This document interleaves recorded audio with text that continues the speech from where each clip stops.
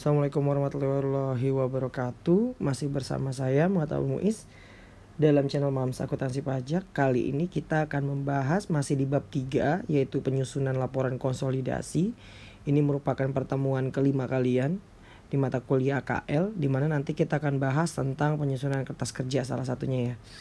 Kita langsung saja masuk ke yang pertama di sini di bagian 8, penyusunan laporan konsolidasi setelah tahun kombinasi bisnis. Maksudnya adalah setelah kita melakukan kombinasi bisnis misalkan di awal tahun atau di tengah tahun tersebut, nanti pada akhir tahun atau per tanggal 31 Desember kita membuat kertas kerja konsolidasi untuk nantinya pembantuan kita melakukan journal elimination dan adjustment terkait pembuatan dengan consolidation statement. Jadi pembuatan laporan konsolidasi. Nah, contohnya di sini kita lihat pada awal tahun 2016 PT Pandu membayar 87 juta untuk membeli 80% saham PT Siwi. Pada saat itu shareholder equity PT Siwi terdiri dari share capital 60 juta dan return earning 30 juta gitu ya. Berarti total dari shareholder equity adalah 90 juta nih dari book value-nya ya. Nilai tercatat net asset sama dengan nilai wajarnya. Oke, jadi BV sama dengan PV-nya sama ya. Di sini ketahuan BV sama dengan PV-nya. Berarti nanti nggak akan ada amortization terkait dengan excess value. Nah, nilai pasar kepentingan non pengendali tidak diketahui. Oke, nilai pasarnya tidak diketahui ya. Untuk NCI-nya. Dari transaksi tersebut terdapat goodwill. Kenapa terdapat goodwill? Nah, kita lihat di sini 87 juta untuk mendapatkan 80%. Berarti kita mengasumsikan shareholder equity-nya PT Siwi itu berapa sih? 100 per 80 dikali dengan 87 juta atau setara dengan 108.750 gitu kan. Nah, sedangkan kita tahu shareholder equity-nya adalah 90 juta. Nah, makanya ada kelebihan antara agregat dibandingkan dengan hal yang kita dapatkan kan gitu kan. Maka dengan demikian nanti kita akan ada goodwill sebesar 18 juta 750 gitu. Tahun 2016 PT Siwi melaporkan net income sebesar 25 juta dan membayar dividen 15 juta. Nah, kertas kerja konsolidasi dari jurnal eliminasi dibuat pada tanggal 31 Desember 2016. Kalau di sini menggunakan metode equity, kita bisa lihat di sini. Kalau kita menggunakan metode equity, sebentar.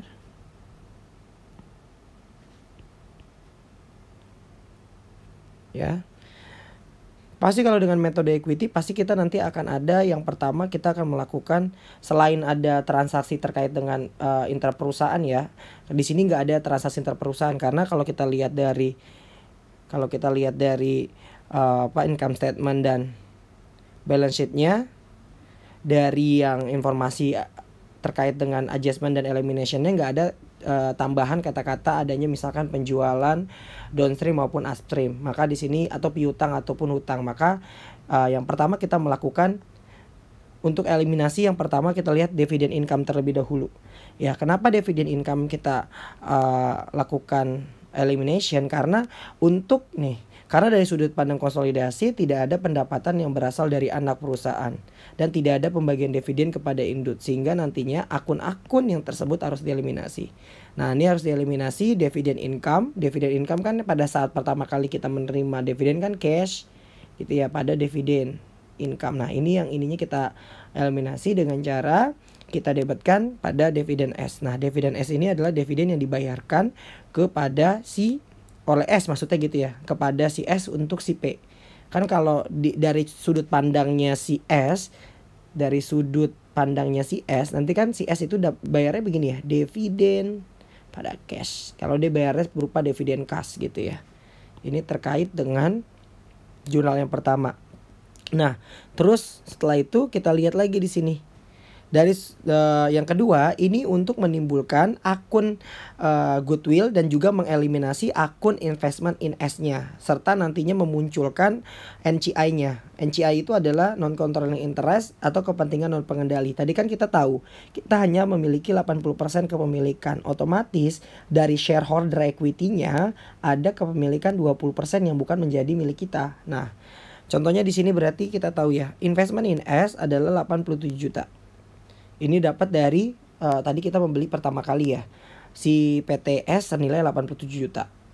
Nah, untuk share capital dan return earning kita tinggal masukkan, karena kita tahu share capital dan return earning adalah 60 dan 30, maka kita debitkan dan goodwill kita munculkan. Nah, non controlling interest ini dapatnya dari 20% dikali dengan total share capital, return net earning plus goodwill. Jadi 20% dikali dengan hal tersebut. Jadi 108.750 dari total equity yang dimiliki ya. Dengan demikian nanti muncul yang disebut dengan non-controlling interest beginning, atau dengan kata lain kepentingan non pengendali awal gitu ya. Nah, setelah kita mencatat tadi terkait dengan kepentingan non pengendali awal beginningnya gitu ya. Nah, hal sekarang kita akan mencatat berapa sih sebenarnya bagian keuntungan untuk non pengendali. Tadi kita tahu dari total kepemilikan kita 20% bukan milik kita. Berarti laba dari perusahaan si S gitu ya, harus kita lakukan eliminasinya ya, atau kita bagikan kepada kepentingan non pengendali maksudnya. Nah, 25 juta dikali dengan 20%, berarti 5 juta yang kita sebut dengan non controlling interest expense.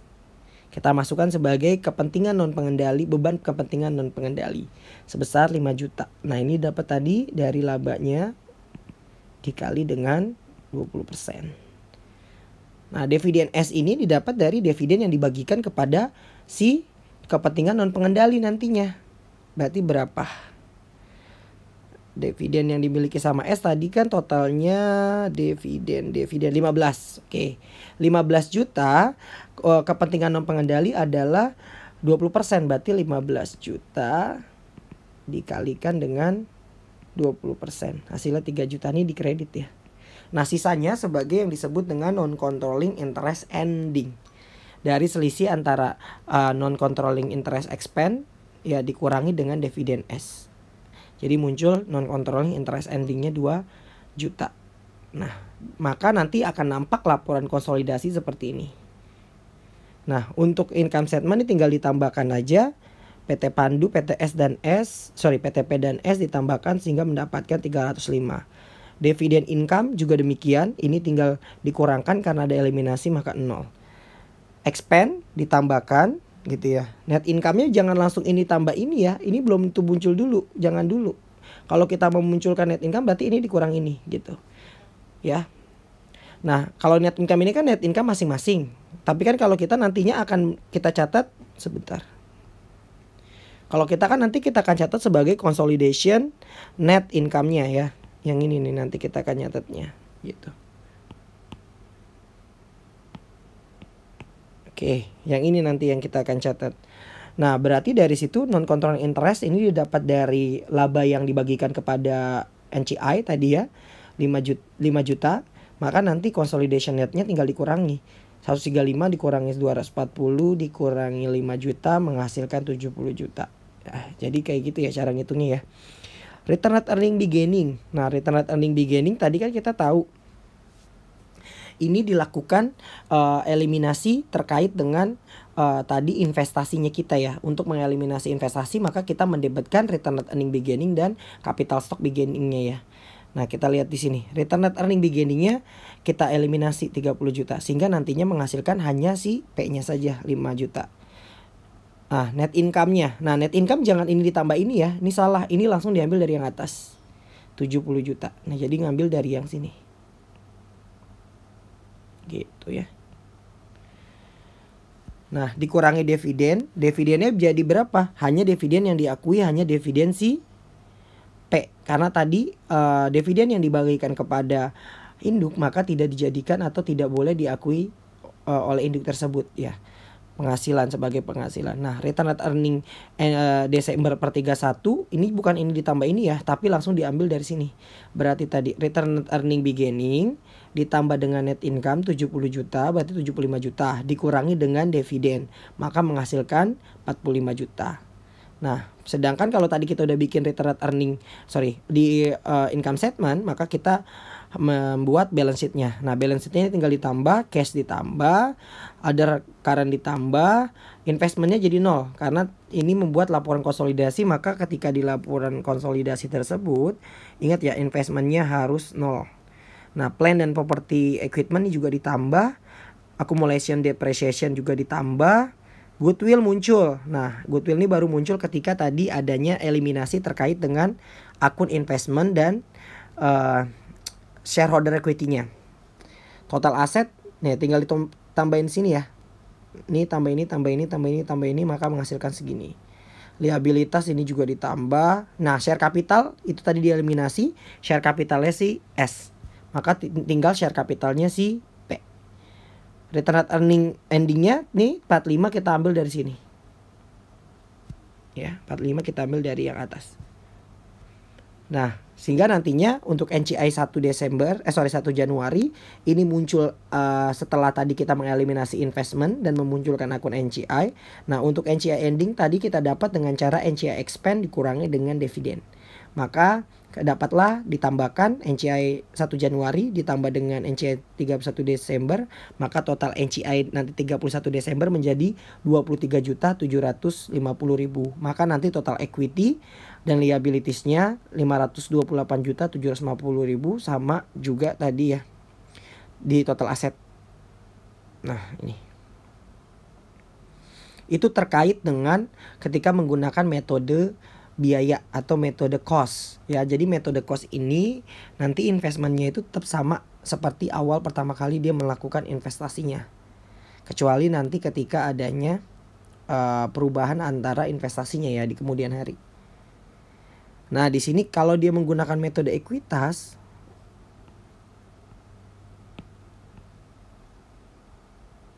nah ketika dia menggunakan metode ekuitas, maka nanti dia akan muncul income from-nya ya. Nah, itu tadi saya bilang dividen income kan nggak ada. Kenapa? Pada saat dia ada dividen, kan dia nyatetnya adalah cash pada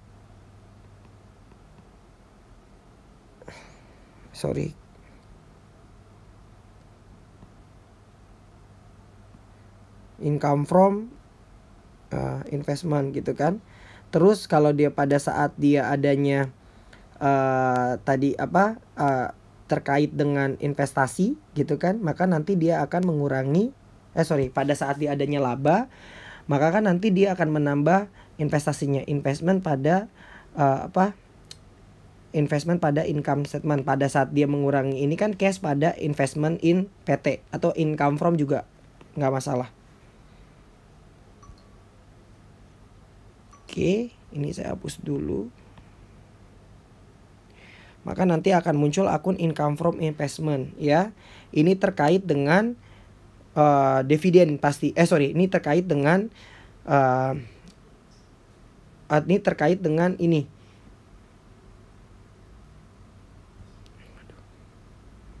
Nah, kita ulangi ya. Oke.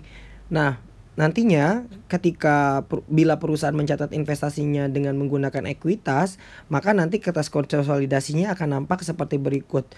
Kita tahu ya, pada saat nantinya laporan konsolidasi dibuat, maka akan muncul income from investment. Kenapa? Perbedaannya dengan dividen income tadi gitu ya. Kalau misalkan menggunakan metode equity, pada saat adanya laba kan kita mencatatnya investment in pada income from.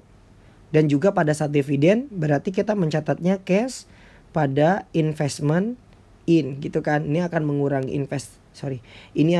investasi, sedangkan ini akan menambah investasi dan menambah income from-nya. Itu terkait dengan metode equity. Sehingga nanti akan nampak income from investment dan juga dari investment in-nya itu akan berbeda ya. Nah, itu jadi totalnya 95 juta. Dapat dari mana 95 juta nih? Kalau kita tahu kan awalnya 87. Ya kan? Terus ada penambahan terkait dengan investasinya tadi, adanya laba 20 juta. Terus ada dividen. Tadi dividennya adalah berapa tuh? 12 juta. Berarti dikurangi 12 juta. Ya, ini totalnya adalah 95 juta. Nah, ini tuh dapat dari situ. Sehingga nantinya kalau kita menggunakan metodenya adalah equity, maka yang pertama kita eliminasi adalah akun yang pasti terkait dengan laba ya pembagian laba tersebut, maka tidak boleh diakui. Maka nanti akan muncul akun investment from-nya yang tadinya di kredit, kita mendebitkan income from dividen pada investment in S. Ini akun tambahan aja. Semuanya selebihnya sama terkait dengan jurnal eliminasi dan adjustment di kertas kerja konsolidasi dengan menggunakan metode equity. Jadi perbedaannya di situ. Karena di awal pada saat kita mengakui adanya laba, maka kita mencatatnya sebagai investment in pada income from, kan gitu. Pada saat adanya dividen, maka kita mengurangi investment kan cash pada investment in apa gitu. Nah, makanya nanti pada saat kita dibuat kertas kerja konsolidasi gitu ya, karena nantinya tidak boleh diakui gitu ya untuk mengeliminasi akun investment in S gitu, maka yang tadinya investment in S 95 juta tersebut, maka kita akan eliminasi dengan cara investment in S gitu pada dividen ya dan income from S. Jadi income from S, dividen dan investment in S ini untuk mengeliminasi terkait dengan adanya dividen dan juga adanya pendapatan dari S ke P gitu. Selebihnya tentunya sama. Untuk masalah return net earning nantinya sama. Bagaimana kita menutup terkait dengan, nah ini kan yang 87 juta ini. Nah 87 juta ini menutup akun terkait dengan ini investasi di awalnya ya. Jadi jurnalnya masih sama tadi, return net earning, capital stock 30-60, terus juga ada goodwill 18 sekian. Nah pada investment in S yang awalnya 87 juta gitu ya, plus juga dengan NCI beginningnya gitu. Jadi sama aja untuk terkait dengan menggunakan metode equity maupun metode cost. Yang berbeda cuman pada saat kita di sini ada income from dan jumlah dari investmentnya gitu. Income from-nya ada 20 juta dan investment in S-nya harus 95 juta yang kita lakukan eliminasi. Yaitu eliminasinya seperti ini ya. Ini untuk menutup menutup laba dan juga dividen. Income from S, dividen pada investment in S. Jadi 8 juta. Selisih antara tadi ya investment didebitkan dikurangi dengan investment yang ada di kredit. Maka totalnya 8 juta. Nah 20 dikurangi dengan 12. Itu terkait kertas kerja konsolidasi dengan menggunakan metode equity. Untuk ininya sama semua ya. Tadi yang seperti saya udah jelaskan yang di atas bagaimana cara melakukan penjumlahannya. Jadi bukan ada yang langsung dijumlahkan dari consolidation statement, ada yang dijumlahkan dari Pandu dan Siwi dulu baru masukin ke consolidation statement gitu. Jadi jangan semuanya kalian tambahkan dari Pandu dan Siwi, tapi ada juga yang dijumlahkan secara menurun.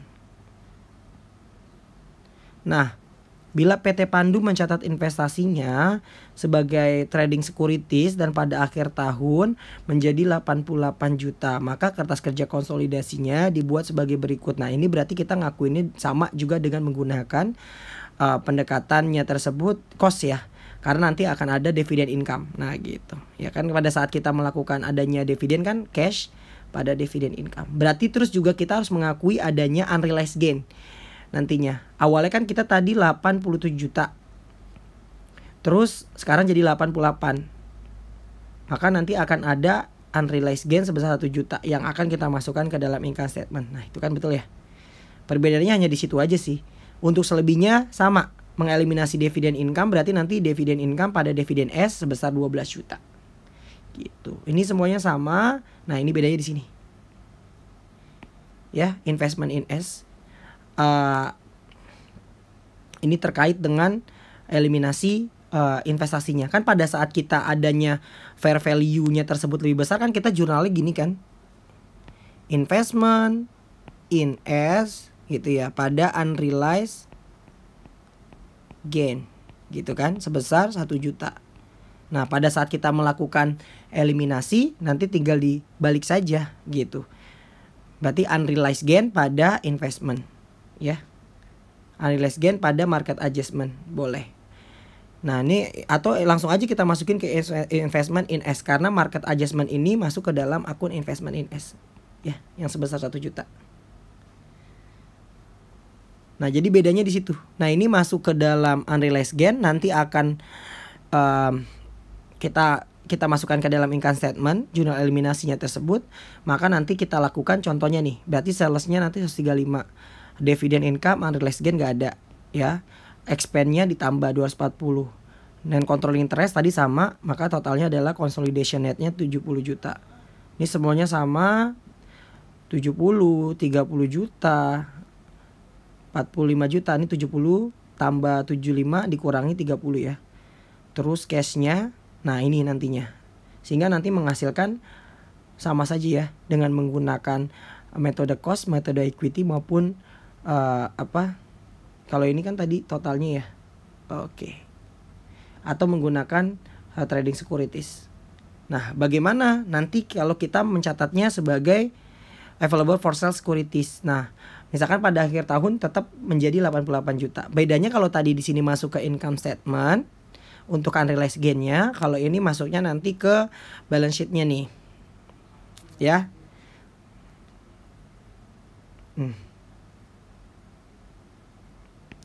Tuh. Bedanya di situ saja.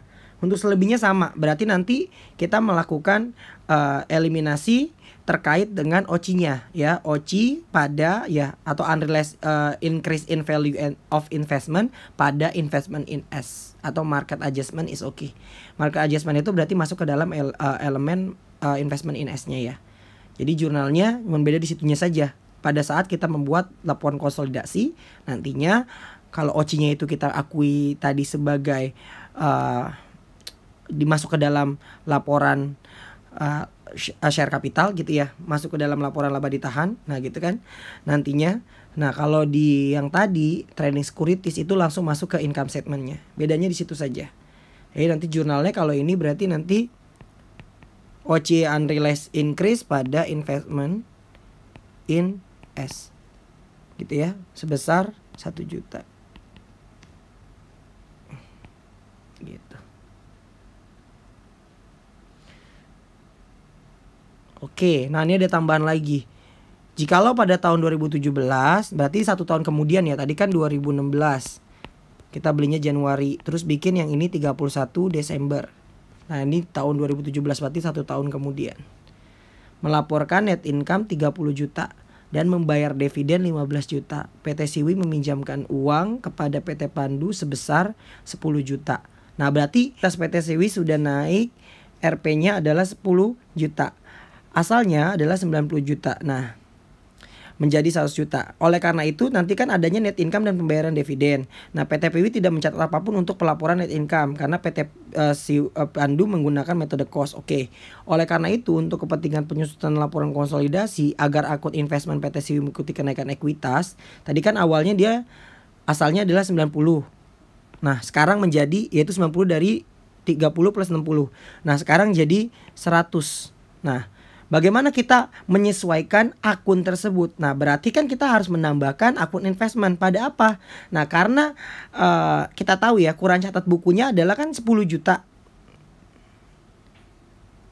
Dapat dari mana 10 juta? Atas laba dikurangi dengan dividen gitu kan. Karena ini udah 1 tahun kemudian kan. Berarti dengan demikian nantinya kita harus mencatat terlebih dahulu menambahkan akun investment pada return net earning. Karena dividen dikurangi dengan return net earning tadi kan labanya gitu ya, dikurangi dengan dividen menghasilkan return net earning netnya kan adalah 10 juta. Nah 10 juta itu kepemilikan si PT P terhadap PTS adalah 80%.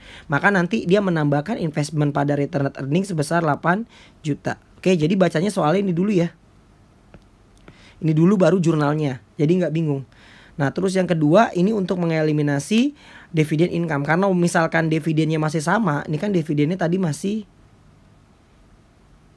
15 juta ya. Sama-sama 15 juta. Maka tetap 12 juta. Berarti dividen pada dividen S sebesar 12 juta. Share capitalnya 60. Nah, ini yang jadi beda nih. Tadi saya bilang return net earning-nya bakal berubah.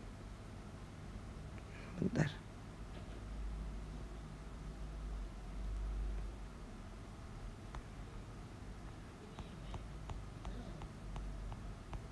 Oke, bentar ya. Oke.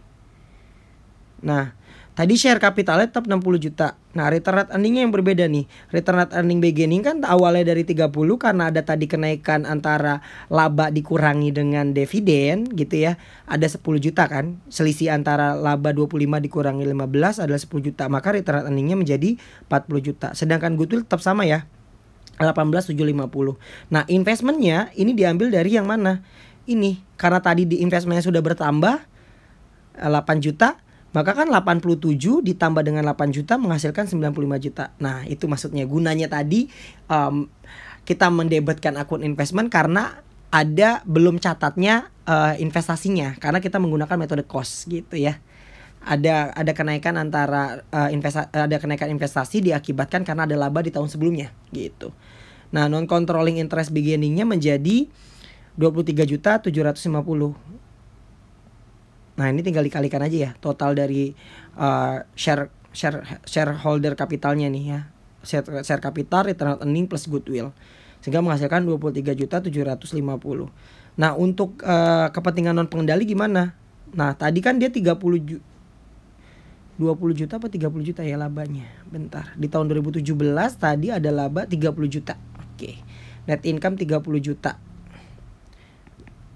Nah, 30 juta dikali dengan 20% akan menghasilkan 6 juta. Ini sama 15 juta dikali dengan 20%. Hasilnya adalah 3 juta. Nah, non controlling interest endingnya 6 juta dikurangi dengan 3 juta ya. Jadi interest expense gitu, NCI expense dikurangi dengan dividen yang dibayarkan kepada NCI tersebut akan menghasilkan NCI ending gitu. Nah, ini untuk mengeliminasi hutang piutang perusahaan 10 juta. Ini boleh di awal juga ya. Untuk terkait dengan langkah yang digunakan untuk melakukan eliminasi terkait dengan jurnal penyesuaian tersebut gitu. Jadi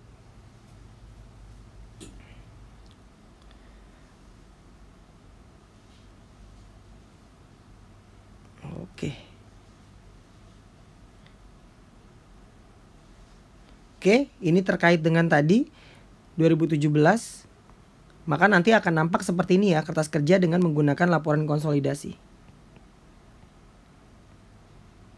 Salesnya akan mendapat 375 gitu ya. Terus nanti menghasilkan liabilitiesnya adalah 551.775 liabilities per stockholder equity. Sedangkan investmentnya juga terkait dengan asetnya juga sama ya, total asetnya. Ini untuk tahun 2017.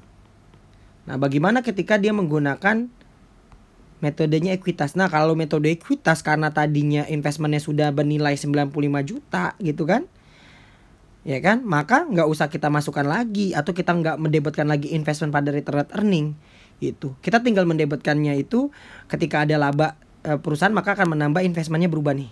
Nah, kenapa dapat 107 itu dapat dari mana? Tadi kan ada laba 30 juta. Maka kan kebagian 80% menghasilkan 24 juta. Itu berarti menambah investasinya. Terus ada dividen 12. Maka di sini 12. Berarti tadi 95 tambah dengan 12 107. Nah, gitu maksudnya. Nah, ini income from S-nya sama ya, 24 juta tadi saya udah bilang. Didapat dengan cara tadi 30 juta dikali dengan 80%. Ini semuanya sama terkait dengan jurnalnya, cuma nanti ada perbedaan pada saat kita melakukan jurnal eliminasi terkait dengan ini bahas satu-satu deh. Terkait dengan yang pertama, jurnal eliminasi ini untuk mengeliminasi akun income from dan dividen. Mengeliminasi akun income from dan dividen dan investmentnya akan menimbulkan investment in S-nya sebesar segini. Karena income from lebih besar daripada dividennya ya. Akan menghasilkan investment in S sebesar 12 juta. Nah, terus ini untuk mencatat dan menimbulkan NCI dan goodwill. Untuk share capital dan return earning ini tetap sama seperti yang tadi saya udah bilang, 60 juta tambah 40 juta tambah 18.750 sehingga NCI ending beginningnya menjadi 23 juta. Ini masih menjadi investment beginning ya. Gitu. Beginning di tahun 2017 gitu. Nah, ini untuk NCI expense-nya masih sama. 6 juta tadi dapatnya sudah kasih tahu ya. Terus dividen, non controlling interest ending sama not payable dan not receivable. terkait dengan urutan pembuatan jurnal eliminasi yang kalian harus pahami. Yang pertama adalah seperti ini. Nah, yang pertama adalah tadi jurnal penyesuaian untuk kesalahan pos-pos yang belum dibukukan oleh masing-masing perusahaan. Nah, ini jurnal penyesuaian atau pos-pos yang belum disesuaikan. Misalkan adanya penyesuaian terkait dengan ya bukan investasi tadi ya, terkait dengan kalau yang menggunakan metode cost mungkin ya tadi ada investasi di awal ya. Nah, terus ini terkait dengan yang kedua jurnal eliminasi terkait dengan perusahaan yang melibatkan profit. Berarti nanti ada penjualan, pembelian yang dilakukan oleh induk atau anak atau induk gitu ya. Jadi upstream atau downstream. Nah, jurnal mengeliminasi dividen income pada dividen. Ya, dividen income pada dividen S. Nah, ini terkait dengan kalau dia menggunakan metode cost maupun metode equity. Sedangkan kalau metode equity harus ditambahkan ya, income from-nya juga harus ada ditambahkan. Harus di sini ada income from, juga dilakukan eliminasi ketika dia menggunakan metode equity. Nah, jurnal untuk memunculkan NCI expense. Bagaimana cara memunculkan NCI expense? Nah, ini berarti dari laba ya, dan nantinya ada jurnal terkait dengan dividen gitu ya. Jurnal untuk mengeliminasi akun reciprocal investment in S dengan akun ekuitas. Berarti tadi equity-nya terdiri dari saham, return on earning. Kalau nanti ada OCI dimasukkan OCI-nya, nah gitu ya, pada investment gitu. Terus jurnal untuk alokasi amortisasi kelebihan, cost dan nilai tercatat aset neto. Yang terakhir jurnal mengeliminasi akun reciprocal seperti hutang piutang, interest expense dan interest income. Nah, ini juga boleh di awal, boleh juga di akhir ya. Terkait dengan jurnal eliminasi. Yang intinya nanti akan sama aja sih terkait dengan jurnal ini. Jadi kalau nanti dibilang ngacak gimana, sebenarnya boleh aja ngacak, tapi hasilnya juga sama. Tapi akan lebih bagusnya biar kita nggak kelewatan ini pedomannya gitu loh ya, pedoman yang harus kalian lakukan. Mungkin itu saja dulu untuk part 1 terkait dengan kertas kerja konsolidasi tersebut dan bagaimana mekanisme pembuatan jurnal eliminasi. Saya rasa cukup. Nanti kita lanjut ke